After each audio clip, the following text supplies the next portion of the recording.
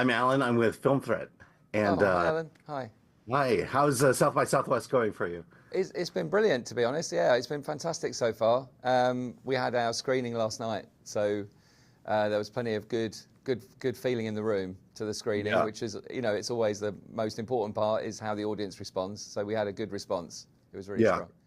No, this is the first year I haven't attended South by in a long time, and I've always enjoyed that festival, especially the turnout, and it's kind of a filmmaker's delight, I like to say. Yeah, also that for us, I think the film, that is with a festival like South by, which is synonymous with, film and music kind of running together. It was a perfect fit for our movie. Yeah, absolutely. I mean, I see films about musicians a lot, and it feels like uh, they kind of skip over the music part. And I don't know if that's a risk filmmakers make with films like this, but it was is very I was very happy to see actual music and actual good music as well. Yeah, I mean we're incredibly lucky in that Tom wrote and performed all of all of his own music and had been writing the songs for 17 years. So he'd been working very hard on that part of it. And I think for the story, it was kind of important to get that music or the tone of music or the style of music right, so that it's sort of we wanted to create a character or a musician or a pair of musicians with the Maguire Mortimer that you could feel like you may have missed. They may have actually been a band, but because they're such a sort of, they're in that sort of folk rock Hmm. world that you might have missed them, and you think, well, maybe they were a band, maybe they're real. So it was kind of, we didn't want to do something where the artist was, or where Tom and the band were like as famous as ABBA, for instance, Right. because I always find that part of, I wanted it to be more authentic than that, I guess, or feel like it could be. Yeah. Well, I think we should just jump into it. What is the story of the Ballad of Wallis Island? Oh yeah, the Ballad of Wallis Island is a story about a lottery winner who decides to spend his money inviting his or reuniting his favourite band, Maguire Mortimer, and then obviously when he does, he reunites them, but not in a good way. Yeah. So how did you get involved in the project? Were you on kind of in the beginning of the script process, or did you kind of come in later? Well, the genesis of the project goes back 17 years, actually, but I'll keep it short.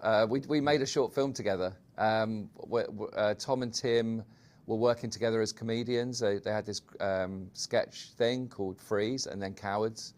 And I Uh-huh. was making some sketch with them. I was directing them in sketch, and we decided to do a short film together. And then the film did really well. It got nominated for a BAFTA and won at Edinburgh.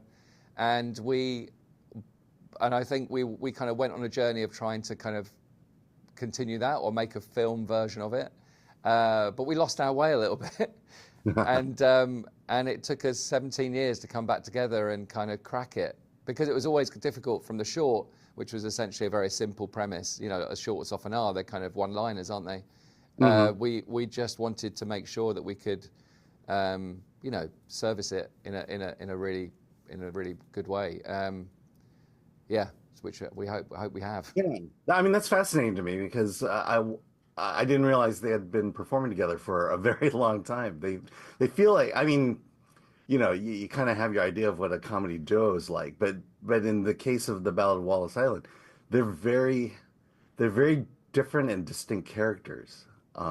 You know, was it the 17 years that kind of established the relationship the two have, or I mean, I just find that fascinating, just hearing that from you. Yeah, they work together, but they've known each other, and they've lived together as well, so they're friends. And I think that comes across, that their sort of level of understanding and connection is there. And I think that's the most important thing about their comedy style, I guess, is that a lot of it's about kind of the rhythm and being present and listening to the other person, being generous to the other person, allowing them to kind of do their thing while you're also doing your thing with your character. So that takes a lot of time to find that connection, doesn't it? Or that connectivity, find that kind of rhythm.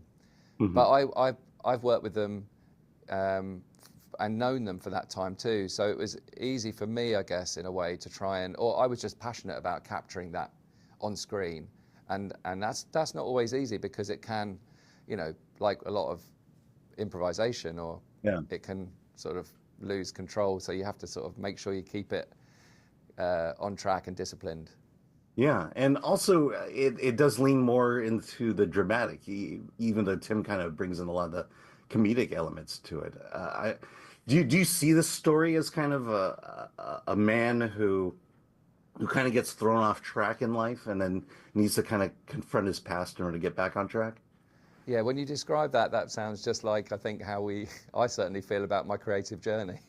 You know, Uh-huh. I think that's probably why that 17 years is so kind of poignant for us, because the film has become about our own journey away from the short film, which we're all really, really happy and kind of starting out on our creative journey, I guess. And then you move forward, you know, 17 years, and you look back and go, oh, there's decisions that I made along the way that I'm not necessarily, I did for creative reasons, I might have had to do it for financial reasons or whatever, and then you're sort of trying to get back to that place that felt very pure and creatively rewarding.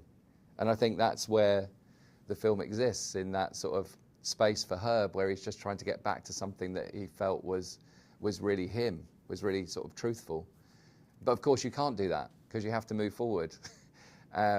Things have changed, people have grown. So that's, yeah, I think that's what the kind of the central theme of the film is about trying to kind of get back to something that doesn't exist anymore, and then learning how to move forward for all the characters, probably except for Nell, actually, who's kind of very sure about where she is. Yeah, absolutely.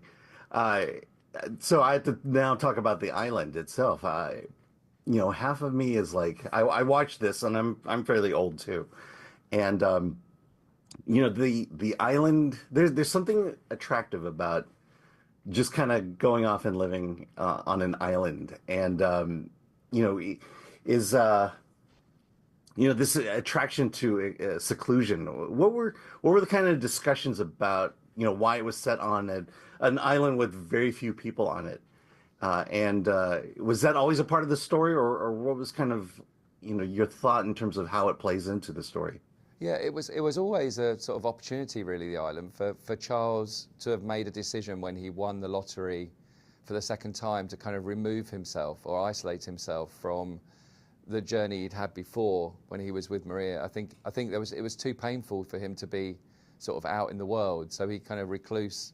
He sort of drew himself back when he won the lottery the second time. The thinking behind it was that he would go and sort of buy an island or buy a house on an island, and then I guess it also is in service of the film. It's really lovely to be able to kind of take your characters who come onto the island away from all the trappings of modern day life, right? Or the idea that you can't escape that space was really important.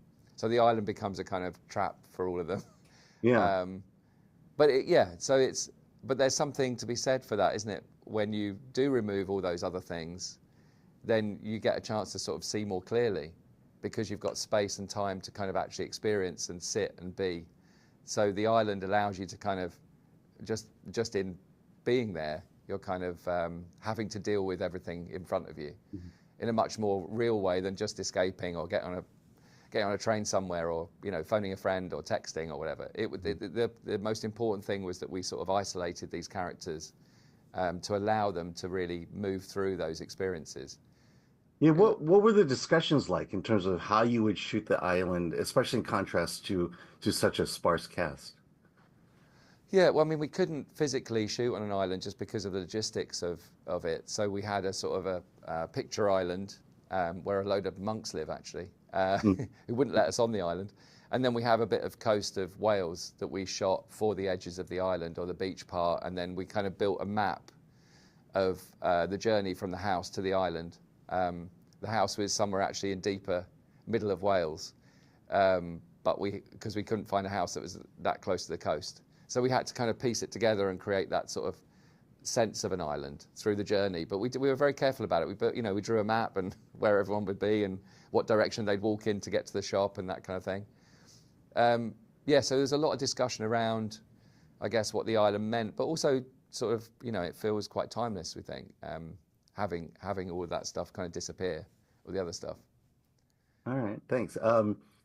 our audience is primarily independent filmmakers, people who are just trying to get into the business. So do you have, let's see, I mean, I think when looking at your IMDb, you do have a lot of television experience, but what in terms of the getting into movies, making a movie, do you have advice for f independent filmmakers that you learned specifically making The Ballad of Wallis Island? Yeah, it's funny, isn't it? It's almost like the film itself is about my journey in film Uh-huh. in a strange way, because um, so often in the industry you'll be kind of offered a lot of things, hopefully, if you're kind of working, and I've always kind of just played what's in front of me, and tried to learn my craft and just keep making. I think that's the thing, just to keep making and shooting, and then trust in the idea that you'll come back to something, or something will arrive with you in a moment that where you actually get to express yourself, and not worry too much about the outcome of things. Just Yeah. enjoy the making. I think that's the thing for me, is getting back to enjoying the process of actually making something, and that really is being on set with the cameras, with the cast, and building something, not worrying too much about how you get somewhere, but actually enjoying every part of getting somewhere, if that makes sense. Yeah. That'd be my I mean, advice. I It's think just to make things, and don't worry about mistakes, all those kind of things. Just that the mistakes are all the learnings, all the discomfort and hardships are where all the learning is. So just enjoy the learning, and yeah. yeah, keep making Well, things.